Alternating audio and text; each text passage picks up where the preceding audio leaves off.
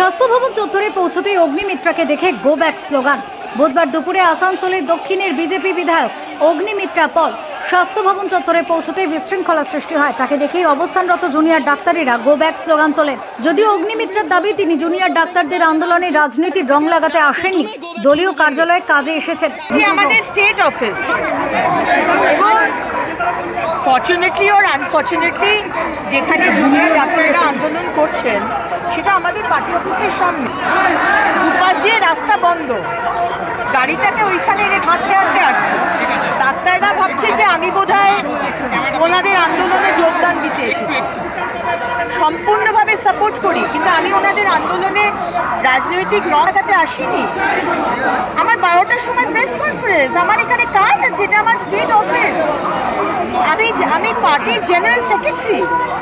আপনারা যদি দুদিকটা বন্ধ করে দেন, একদিকটা খোলা রাখুন।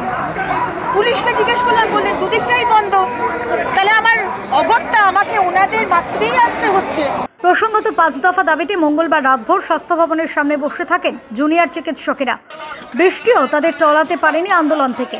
রাত পেরিয়ে ভোরবেলাতেও স্বাস্থ্য ভবনের বাইরেই বসে থাকতে দেখা যায়। মঙ্গলবারের পর বুধবারও স্বাস্থ্য ভবনের সামনে অবস্থানে বসে রয়েছেন জুনিয়র ডাক্তাররা। লালবাজার অভিযানের সময় যেমন ভোরবেলা স্লোগান দিতে দেখা গিয়েছিল আন্দোলনকারীদের, তার ব্যতিক্রম হলো না এবারও।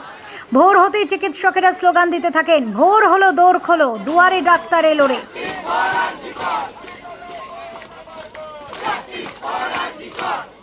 বিধাননগর থেকে কোয়েল বণিকের রিপোর্ট, ওঙ্কার বাংলা।